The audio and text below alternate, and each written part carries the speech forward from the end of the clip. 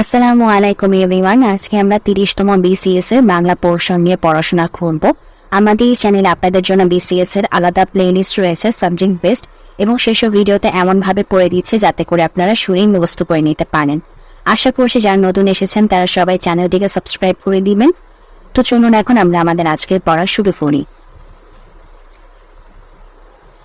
পূর্বাশা পত্রিকার সম্পাদক ছিলেন সঞ্জয় ভট্টাচার্য।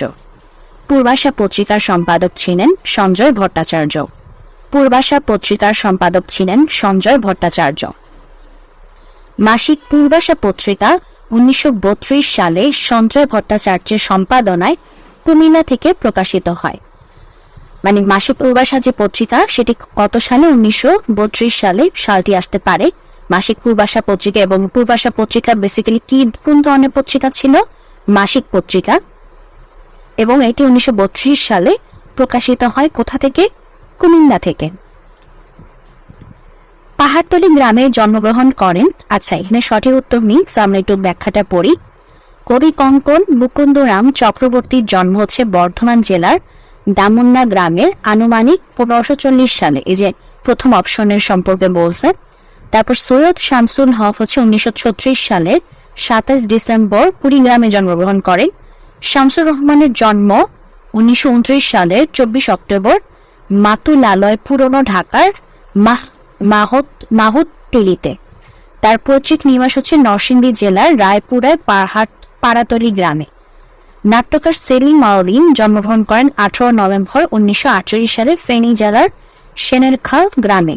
সো এখানে পাহাড়তলী বেসিক্যালি কারোই না, বাট যদি এটা পাহাড়তলী না হয়ে যদি হতো হচ্ছে পাড়াতলী, হ্যাঁ, পাহাড়তলী না হয় যদি হইতো পাড়াতলী। আচ্ছা, আমি ইয়াটা বেশি গাঢ় করে ফেলছি মনে হয়। পাহাড়তলী না হয় যদি পাড়াতলী হতো, তো পাড়াতলী হলে সেটা বেসিক্যালি কার হতো? সেটা জন্মগ্রহণ হচ্ছে শামসুর রহমানের। পাড়াতলী হতো শামসুর রহমানের। নরসিংদী জেলার রায়পুরের পাড়াতলী গ্রামে শামসুর রহমানের জন্ম, কিন্তু পাহাড়তলী এখানে কারোই না। সাহচর্য শব্দের শুদ্ধ গঠন সহচর যোগ জ। সাহচর্য শব্দের শুদ্ধ গঠন সহচর যোগ জ। সাহচর্য শব্দের শুদ্ধ গঠন সহচর যোগ জ। বাংলা ব্যাকরণের নিয়ম অনুসারে অন্তস্থ জ প্রত্যয় যুক্ত হলে প্রাতিপদিকে অন্তে স্থিত স্বরেয় স্বরেয়া রস্বই দীর্ঘই লোপ হয়।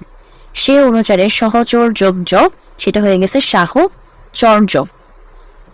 এই নিয়মে অন্তর্ভুক্ত হলো। তারপরে আরো কিছু উদাহরণ দিয়েছে, যেমন সাম্য, কাব্য, মাধুর্য, প্রাচ্য, এগুলো সবই হচ্ছে এই নিয়মের অন্তর্ভুক্ত।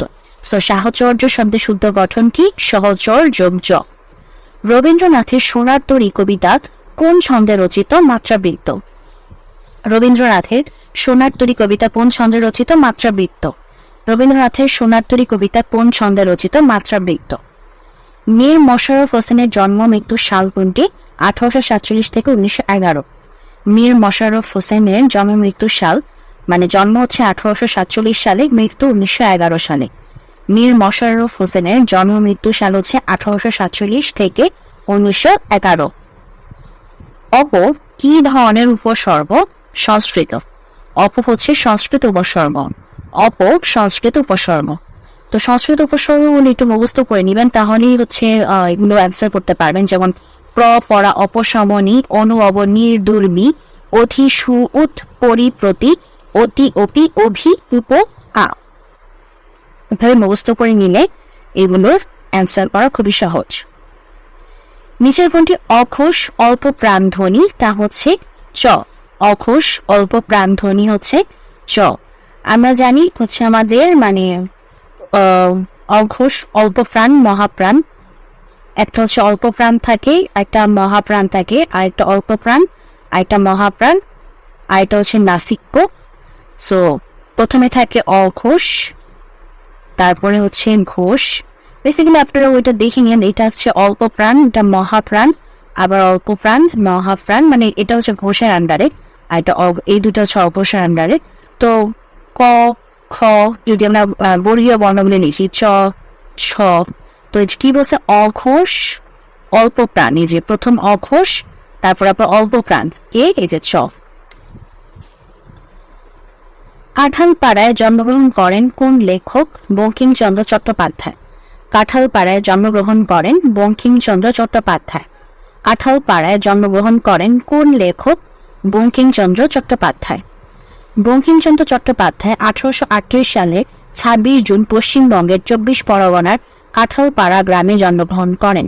কথাসাহিত্যিক শরৎচন্দ্র চট্টোপাধ্যায় 15 সেপ্টেম্বর 1876 সালে হুগলি জেলার দেবানন্দপুর গ্রামে জন্মগ্রহণ করেন। কাজী ইমদাদুল হক হচ্ছেন 4 নভেম্বর 1882 সালে খুলনার গদাইপুর গ্রামে জন্মগ্রহণ করেন। সো কাঁঠালপাড়ায় কে জন্মগ্রহণ করেন? বঙ্কিমচন্দ্র চট্টোপাধ্যায়। বাংলা ভাষার ছন্দ কত প্রকার? 3 প্রকার। বাংলা ভাষার ছন্দ কত প্রকার? 3 প্রকার। বাংলা ভাষার ছন্দ কত প্রকার? 3 প্রকার। কি কি? অক্ষরবৃত্ত, মাত্রাবৃত্ত এবং স্বরবৃত্ত। ছন্দ, বাংলা ভাষার ছন্দ 3 প্রকার: অক্ষরবৃত্ত, মাত্রাবৃত্ত এবং স্বরবৃত্ত। বাংলা ভাষার ছন্দ 3 প্রকার: অক্ষরবৃত্ত, মাত্রাবৃত্ত এবং স্বরবৃত্ত। ঠাকুমার ঝুলি কি জাতীয় রচনার সংকলন? রূপকথা। ঠাকুমার ঝুলি কি জাতীয় রচনার সংকলন? রূপকথা। ঠাকুমার ঝুলি কি জাতীয় রচনার সংকলন? রূপকথা। সকালে উঠি আমি মনে মনে বলি, সারাদিন আমি যেন ভালো হয়ে চলি, এই চরণদ্বয়ের লেখককে? মদন মোহন তর্কালঙ্কার। সকালে উঠি আমি মনে মনে বলি, সারাদিন আমি যেন ভালো হয়ে চলি, এটি এই চরণদ্বয়ের লেখককে? মদন মোহন তর্কালঙ্কার। সকালে উঠি আমি মনে মনে বলি, সারাদিন আমি যেন ভালো হয়ে চলি, এই চরণদ্বয়ের লেখক হচ্ছেন মদন মোহন তর্কালঙ্কার। বাগাড়ম্বর শব্দের সন্ধি বিচ্ছেদ বাক যোগ আড়ম্বর। বাগাড়ম্বর শব্দের সন্ধি বিচ্ছেদ বাক যোগ আড়ম্বর। বাগাড়ম্বর শব্দের সন্ধি বিচ্ছেদ বাক যোগ আড়ম্বর। আফতাব শব্দের সমার্থক শব্দ অর্ক। আফতাব শব্দের সমার্থক শব্দ অর্ক। আফতাব শব্দের সমার্থক শব্দ অর্ক। কোন কবি নিজেকে বাঙালি বলে পরিচয় দিয়েছেন? ভুসুকুপা। কোন কবি নিজেকে বাঙালি বলে পরিচয় দিয়েছেন? ভুসুকুপা। অ্যানাটমি শব্দের অর্থ? অ্যানাটমি শব্দের অর্থ শরীরবিদ্যা। শরীরবিদ্যা। অ্যানাটমি শব্দের অর্থ শরীরবিদ্যা। জ্যোৎস্না রাত কোন সমাসের দৃষ্টান্ত? মধ্যপদলোপী কর্মধারয়। কারণ জ্যোৎস্না রাত মানে হচ্ছে জ্যোৎস্না শোভিত রাত। জ্যোৎস্না শোভিত রাত মানে হচ্ছে জ্যোৎস্না রাত মধ্যপদলোপী কর্মধারয় সমাস। জ্যোৎস্না শোভিত রাত, জ্যোৎস্না রাত মধ্যপদলোপী কর্মধারয় সমাস। জ্যোৎস্না শোভিত রাত, জ্যোৎস্না রাত মধ্যপদলোপী কর্মধারয় সমাস।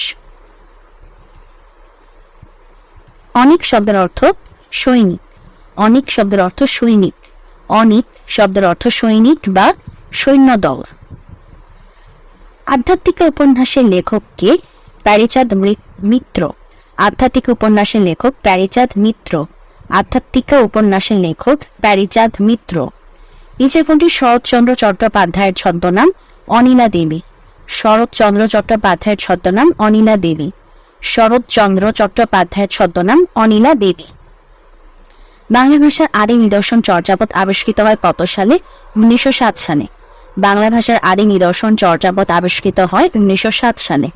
বাংলা ভাষার আদি নিদর্শন চর্যাপদ আবিষ্কৃত হয় 1907 সালে। তো আজকের প্রশ্ন সমাধান এখানে শেষ হয়ে যাচ্ছে। যদি ভিডিওটি ভালো লাগে অবশ্যই ভিডিওতে লাইক দিবেন, চ্যানেলটিকে সাবস্ক্রাইব করবেন। ভালো থাকবেন।